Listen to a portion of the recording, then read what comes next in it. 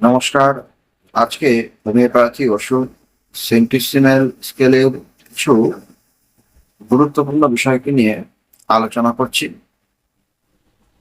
সালফারের আগে নয়, সালফার ওষুধের ঠিক পরে ক্যালকেরিয়া ভালো কাজ করে।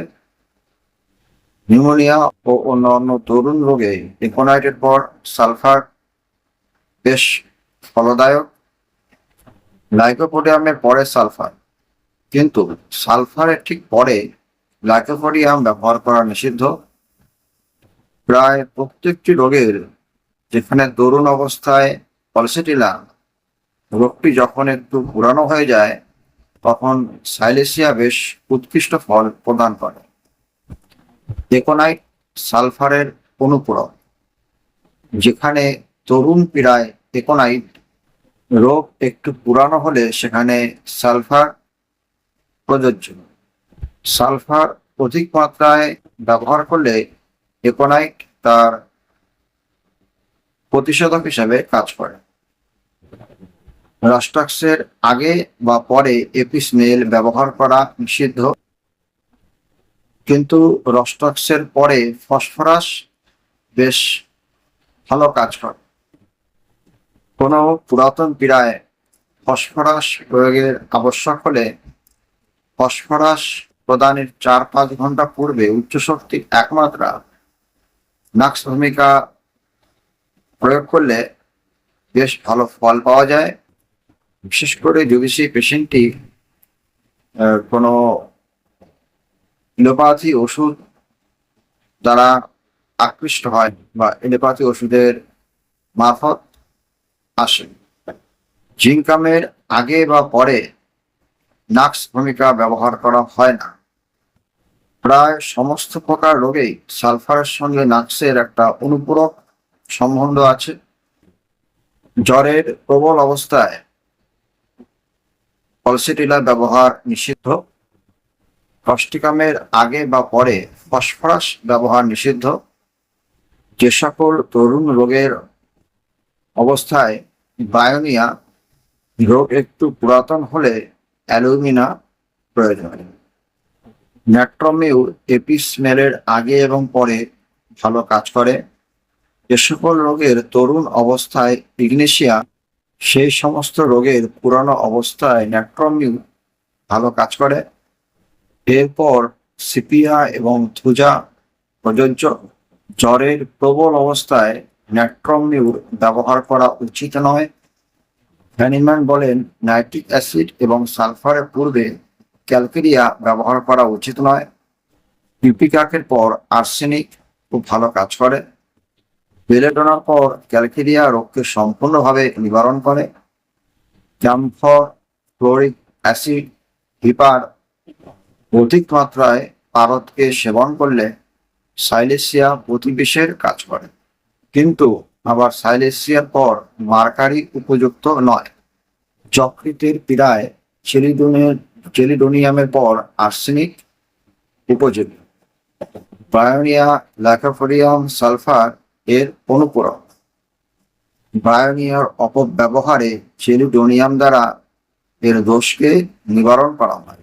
চেলিডোনিয়াম ওষুধটি দেবার পর কিছুটা উপকার হলে সালফার এবং লাইকোপোডিয়ামের দ্বারা শীঘ্রই রোগী আরোগ্য সম্পাদিত হয়। ন্যাট্রমিউরের সঙ্গে সিপিআর একটা অনুপূরক সম্পর্ক রয়েছে। ল্যাকেসিসের আগে এবং পরে এবং পলসেটিলার সঙ্গে পর্যায়ক্রমে সিপিআর ব্যবহার করা হয় না। সালফার সিপিআর অনুপূরক ঔষধ, অর্থাৎ সিপিআর আগে এবং পরে সালফার ব্যবহার করা হয় না। ডক্টর অ্যালেন বলেছেন, ডালকা মারার আগে এবং পরে বেলেডোনা ও ল্যাকেসিস ব্যবহার করা উচিত নয়। ডক্টর কেন্ট বলেছেন, সালফারের পর লাইকোপোডিয়াম ব্যবহার করা উচিত নয়। ডক্টর অ্যালেন বলেছেন, সালফারের পর লাইকোপোডিয়াম ব্যবহার করা উচিত, কারণ লাইকোপোডিয়ামের আগে একটি অ্যান্টিসোডিক ব্যবহার করা যুক্তিসঙ্গত কাজ। ডক্টর বেল বলেছেন, লাইকোপোডিয়ামের পূর্বে একটি নন অ্যান্টিসোডিক ঔষধ যেমন নক্স ভূমিকা প্রয়োগ করা উচিত। লাইকোপোডিয়াম আয়োডামের কমপ্লিমেন্টারি ঔষধ। তার জন্য পুনর্বিরায় আয়োডামে কিছুটা পরিমাণে উপকার হলে তারপর লাইকোপোডিয়াম ব্যবহার করতে হয়।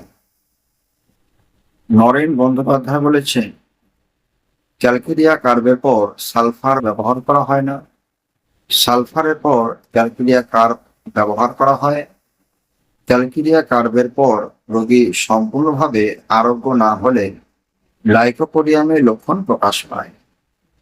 লাইকোপোডিয়ামের পর পুনরায় সালফার ব্যবহার করা যেতে পারে।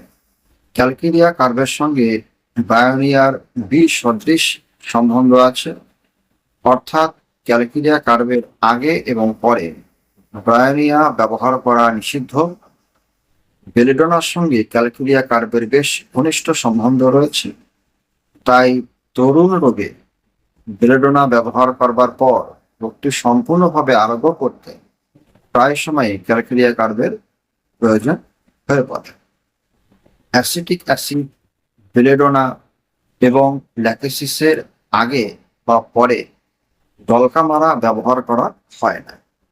সাইলেসিয়া ব্যবহারের পর মার্কুরিয়াস ব্যবহার করা যায় না। মার্কুরিয়াসের পর হিপার সালফার দিলে মার্কুরিয়াসের কুফল নষ্ট হয়। সাইলেসিয়ার পর কোনো প্রকার মার্কারি ব্যবহার করাই যায় না, যেমন মার্কুরিয়াস আয়োড, মার্কুরিয়াস সলফ ইত্যাদি ওষুধগুলি। ক্যালকেরিয়া কার্বের আগে এবং পরে বায়োনিয়া ব্যবহার করা উচিত নয়। ইগনেশিয়া এবং জিঙ্কামের আগে বা পরে নাক্স ভূমিকা ব্যবহার করা হয় না। সাইলেসিয়ার আগে বা পরে মার্কুরিয়াস ব্যবহার করা যাবে না। এই ছিল আজকের মোটামুটি আলোচনা, কোন ওষুধ কার পরে ব্যবহার করা যাবে না। এরপর হোমিওপ্যাথি ওষুধের অন্য বিষয়কে নিয়ে আলোচনা করব। আজ এই পর্যন্তই। হোমিওপ্যাথি ওষুধ আলোচনা কেমন লাগছে সেটা কমেন্ট করে জানাবেন। প্রয়োজনে সাবস্ক্রাইব করে পাশে থাকবেন। ধন্যবাদ।